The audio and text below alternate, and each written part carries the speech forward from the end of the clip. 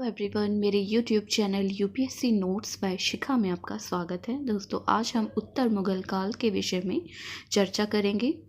अकबर के शासनकाल से शुरू हुआ मुगल साम्राज्य का उत्कर्ष औरंगजेब की मृत्यु के बाद पतन की ओर बढ़ने लगा। यह उत्तरवर्ती अयोग्य उत्तराधिकारियों, कमज़ोर प्रशासनिक नीतियों और बदलते राजनीतिक परिदृश्यों का परिणाम था। औरंगजेब की मृत्यु के बाद उसके तीन पुत्र मुअज़्ज़म, मोहम्मद आज़म तथा मोहम्मद काम बख्श में उत्तराधिकार के लिए संघर्ष छिड़ गया, जिसमें बहादुर शाह यानी मुअज़्ज़म की विजय हुई। औरंगजेब की मृत्यु के समय मुअज़्ज़म काबुल का तथा आज़म गुजरात का और काम बख्श बीजापुर का सूबेदार था। जून 1707 ईस्वी में जाजऊ, जो आगरा व धौलपुर के मध्य स्थित है, उसमें हुए संघर्ष में मुअज़्ज़म की सेना ने आज़म को पराजित कर मुगल सिंहासन पर अधिकार कर लिया। 1707 ईस्वी में मुअज़्ज़म बहादुर शाह प्रथम की उपाधि धारण कर दिल्ली की गद्दी पर बैठा। 1709 ईस्वी में बहादुर शाह ने अपने तीसरे भाई काम बख्श को बीजापुर के निकट पराजित किया। बहादुर शाह प्रथम यानी मुअज़्ज़म, जिनका कार्यकाल 1707 से 1712 ईस्वी रहा, यह एक योग्य व विद्वान व्यक्ति था। इसने समझौते व मेल मिलाप की नीति का अनुसरण करके शाही दरबार के अधिकांश गुटों का सहयोग प्राप्त करने में यह सफल रहा। सिखों के 10वें गुरु गोविंद सिंह के साथ मेल मिलाप पूर्ण संबंध बनाए व गुरु के सम्मान में उच्च मनसब प्रदान किया। गुरु गोविंद सिंह के मृत्यु के बाद सिख नेता बंदा बहादुर के नेतृत्व में सिखों ने बगावत कर दी। इसी सिख नेता के विरुद्ध युद्ध करते हुए फरवरी 1712 ईस्वी में बहादुर शाह प्रथम की मृत्यु हो गई।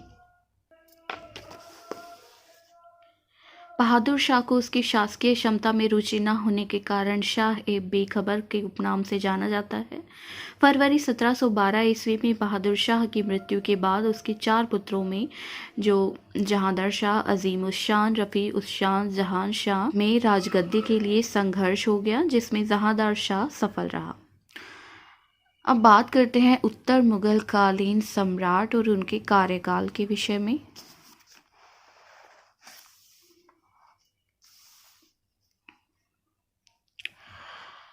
जहांदार शाह, जिसका कार्यकाल 1712 से 1713 ईस्वी रहा, यह ईरानी दल के नेता जुल्फ़िकार खां के सहयोग से शासक बना। जहांदार शाह ने हिंदू व मराठा राजाओं से मैत्रीपूर्ण संबंध बनाए। उसने आमेर के राजा जयसिंह को मिर्जा राजा सवाई जयसिंह की पदवी दी तथा मालवा का सूबेदार बनाया। मराठों से संबंध बनाए रखने के लिए समकालीन शाहू को कुछ शर्तों पर दक्कन की चौथ व सरदेश मुखी वसूलने के अधिकार दिए। जहांदार शाह ने जजिया पर भी रोक लगा दी थी। जहांदार ने वित्तीय व्यवस्था में सुधार के लिए राजस्व वसूली का कार्य ठेके पर देने की नई व्यवस्था को प्रोत्साहन दिया, जिसे इजारा व्यवस्था या इजारेदारी व्यवस्था कहा जाता है। जहांदार शाह को लंपट मूर्ख भी कहा जाता था। 1713 ईस्वी में जहांदार के भतीजे फर्रुख सियर ने सैयद बंधुओं के सहयोग से बादशाह को सिंहासन से अपदस्थ कर उसकी हत्या करा दी। फर्रुख सियर, जिसका कार्यकाल 1713 से 1719 ईस्वी रहा, उसके शासनकाल में सैयद बंधु अब्दुल्ला खां वजीर तथा हुसैन अली मीर बख्शी के पद पर नियुक्त हुए। सैयद बंधुए ने जजिया पूर्णतः समाप्त कर दिया और तीर्थ यात्रा कर भी समाप्त कर दिया। 1717 में फर्रुख सियर ने एक फरमान के जरिए अंग्रेज़ों को व्यापारिक छूट प्रदान की। इसे कंपनी का मैग्ना कार्टा यानी अधिकारों का महाअधिकार पत्र कहा जाता है। फर्रुख सियर के कार्यकाल में ही बंदा बहादुर को मृत्युदंड दे दिया गया था। सैयद बंधुओं के बढ़ते हस्तक्षेप से भयभीत होकर फर्रुख सियर उनके खिलाफ षड्यंत्र रचने लगा, लेकिन समय से पूर्व ही इन षड्यंत्रों की जानकारी सैयद बंधुओं को लग गई और उन्होंने मराठा पेशवा बालाजी विश्वनाथ मारवाड़ के अजीत सिंह के सहयोग से जून 1719 ईस्वी में फर्रुख सियर को सिंहासन से अपदस्थ कर उसकी हत्या करवा दी। फर्रुख सियर को घृणित कायर भी कहा जाता था। फर्रुख सियर की हत्या के बाद सैयद बंधुओं ने रफ़ी-उद-दर्जात को गद्दी पर बिठाया। जल्द ही बीमारी के कारण इसकी मृत्यु हो गई। इसके बाद रफ़ी-उद-दौला को गद्दी पर बैठाया। वह अफीम का आदी था, उसकी भी जल्दी मृत्यु हो गई। इसके बाद जहान शाह के पुत्र रोशन अख्तर यानी मोहम्मद शाह को सैयद बंधुओं ने अगला मुगल बादशाह बनाया। मुगल दरबार में विभिन्न गुट। भारतीय इतिहास में सैयद बंधुओं को किंग मेकर के नाम से यानी राजा बनाने वाले के नाम से इन्हें जाना गया। सैयद बंधु अब्दुल्ला खां व हुसैन अली बारह दो भाई थे। इनके विरोधी नेताओं में तुरानी दल के चिनकिलीज खां, निज़ाम उल मुल्क व अमीन खां का प्रमुख योगदान था। इन्हीं के प्रयासों से मोहम्मद शाह रंगीला के समय में इन दोनों भाइयों की हत्या कर दी गई। तुरानी गुट ये मध्य एशिया के सुन्नी मुसलमान थे। सैयद बंधुओं के पतन के बाद मुगल दरबार में इसी गुट का बोलबाला था। इस गुट में निज़ाम उल मुल्क, अमीन खां और ज़कारिया खां प्रमुख थे। ईरानी गुट ये शिया मुसलमान थे। इसमें जुल्फ़िकार खां, सादत खां, अमीर खां, इसाक खां प्रमुख थे। अफ़गानी गुट में अली मोहम्मद खां एवं मोहम्मद बंगस प्रमुख थे। अब बात करते हैं मोहम्मद शाह के विषय में, जिसका कार्यकाल 1719 से 1748 ईस्वी रहा। उत्तर मुगल काल में यह सबसे बड़ा कार्यकाल था जिसमें मोहम्मद शाह ने शासन किया। मोहम्मद शाह के शासनकाल में मुगल साम्राज्य का पतन सर्वाधिक तेजी गति से हुआ। इसके शासनकाल में अनेक स्वतंत्र राज्यों का उदय हुआ, जिसमें मुर्शिद कुली खां के नेतृत्व में बंगाल की स्थापना की गई। सादत खां ने अवध की स्थापना की। निज़ाम उल मुल्क ने स्वतंत्र हैदराबाद की स्थापना व चूड़ामणि व बदन सिंह ने भरतपुर में अपनी स्वतंत्र सत्ता की स्थापना की।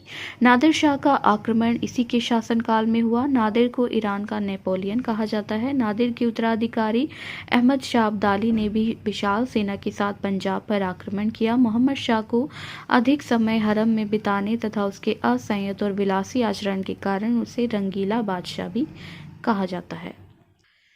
अहमद शाह बहादुर अगला शासक बना, जिसका कार्यकाल 1748 से 1754 ईस्वी रहा। इसका कार्यकाल अहमद शाह अब्दाली के आक्रमणों के लिए जाना जाता है। अहमद शाह के समय राजमाता उधम बाई के नाम से प्रसिद्ध महिला का प्रशासनिक कार्यों में अत्यधिक हस्तक्षेप था। उसे किबला-ए-आलम की उपाधि प्राप्त थी। अहमद शाह ने हिजरों के सरदार जावेद खां को नवाब बहादुर की उपाधि दी। मराठा सरदार मल्हार राव के सहयोग से इमाद उल मुल्क गाजी-उद्दीन सफदरजंग को अपदस्थ कर मुगल साम्राज्य का वजीर बन गया। 1754 में वजीर इमाद उल मुल्क ने मराठों के सहयोग से अहमद शाह को अपदस्थ कर आलमगीर द्वितीय को मुगल बादशाह बनाया। बात करते हैं नादिर शाह के आक्रमण के विषय में। नादिर शाह फारस का शासक था। मोहम्मद शाह के शासनकाल यानी 1738 से 39 ईस्वी में इसने भारत पर आक्रमण किया। फरवरी 1739 में नादिर शाह और मुगल सेनाओं के बीच करनाल का भीषण युद्ध हुआ, जिसमें मुगल सेना की हार हुई और उसने मोहम्मद शाह को बंदी बना लिया। 50 दिन से अधिक समय तक वह दिल्ली में रहकर लगातार लूटपाट करता रहा। वह प्रसिद्ध मुगल राज सिंहासन जो कि शाहजहां ने बनवाया था, तख्ते ताउस तथा मुगल ताज में लगे विश्व के सर्वाधिक कीमती हीरे कोहिनूर को भी वापसी के समय ले गया। अब बात करते हैं अहमद शाह अब्दाली के आक्रमण के विषय में। दुर्रे दुर्रानी यानी युग के मोती के नाम से प्रसिद्ध अहमद शाह अब्दाली ने मोहम्मद शाह के कार्यकाल में भारत पर आक्रमण किया। कुल 7 आक्रमणों में अहमद शाह अब्दाली ने बादशाह अहमद शाह के कार्यकाल में सबसे ज़्यादा आक्रमण किए। जनवरी 1761 में अहमद शाह अब्दाली व मराठों के बीच पानीपत का तीसरा युद्ध लड़ा गया। अब्दाली ने 1767 ईस्वी में भारत पर अंतिम आक्रमण किया। भारत से वापस जाने से पहले अहमद शाह अब्दाली ने अपने द्वारा जीते भारतीय प्रदेशों की सूबेदारी रुहेला सरदार नजीब उद-दौला को सौंप दी, जो मुगल साम्राज्य का मीर बख्शी था। अब बात करते हैं अहमद शाह बहादुर के बाद बने शासक आलमगीर द्वितीय के विषय में, जिसका कार्यकाल 1754 से 1758 ईस्वी रहा। अपने छोटे से कार्यकाल में अपने वजीर इमाद उल मुल्क की यह कठपुतली बना रहा तथा प्लासी का युद्ध के समय यही दिल्ली का शासक था। 1758 में इमाद उल मुल्क ने आलमगीर द्वितीय की हत्या करवा दी तथा औरंगजेब के पुत्र कमबख्श के पौत्र मुही उल मिल्लत उर्फ शाहजहां तृतीय को सिंहासन पर बैठा दिया। शाहजहां तृतीय के बाद शाह आलम द्वितीय शासक बना, जिसका कार्यकाल 1759 से 1806 ईस्वी रहा। आलमगीर के पुत्र अली गौहर ने बिहार में शाह आलम द्वितीय के नाम से स्वयं को मुगल बादशाह घोषित किया। वह वर्षों तक दिल्ली नहीं आ सका। शाह आलम द्वितीय ने 1764 ईस्वी में हुए बक्सर के युद्ध में मीर कासिम तथा अवध के नवाब शुजा-उद-दौला के साथ मिलकर ईस्ट इंडिया कंपनी के विरुद्ध लड़ाई लड़ी। बक्सर युद्ध में अंग्रेजों से पराजित होने के बाद शाह आलम द्वितीय को 1765 में इलाहाबाद की संधि के अनुरूप कई वर्षों तक अंग्रेजों का पेंशन भोगी बनकर रहना पड़ा। 1772 में मराठा सरदार महादजी सिंधिया ने पेंशन भोगी शाह आलम द्वितीय को एक बार फिर राजधानी दिल्ली के मुगल सिंहासन पर बिठाया। शाह आलम के कार्यकाल में ही अंग्रेजों ने दिल्ली पर अधिकार कर लिया। शाह आलम द्वितीय की मृत्यु के बाद उसका पुत्र अकबर द्वितीय अगला मुगल बादशाह बना। अकबर द्वितीय, जिसका कार्यकाल 1806 से 1837 ईस्वी रहा, इसके कार्यकाल तक मुगल बादशाह मात्र लाल किले तक सीमित रह गए। अकबर द्वितीय अंग्रेजों के संरक्षण से बनने वाला पहला मुगल बादशाह था। अकबर द्वितीय ने राम मोहन राय को राजा की उपाधि दी थी। 1837 में अकबर द्वितीय की मृत्यु के बाद बहादुर शाह द्वितीय अंतिम मुगल सम्राट हुआ। बहादुर शाह द्वितीय, जिसका कार्यकाल 1837 से 1857 ईस्वी रहा, बहादुर शाह द्वितीय जफ़र के उपनाम से शायरी लिखता था, इसलिए उसे बहादुर शाह जफ़र के नाम से भी जाना जाता था। 1857 की संग्राम में विद्रोहियों का साथ देने के कारण रंगून निर्वासित कर दिया गया, जहां 1862 ईस्वी में अंतिम मुगल सम्राट बहादुर शाह जफ़र की मृत्यु हो गई। यह मुगल साम्राज्य का अंतिम शासक था। इसकी मृत्यु के पश्चात मुगल साम्राज्य का भारत में अंत हो गया। दोस्तों, अगर आपको हमारी ये वीडियो पसंद आई तो हमारे चैनल को सब्सक्राइब करें और बेल आइकन का बटन दबाएं। Thank you.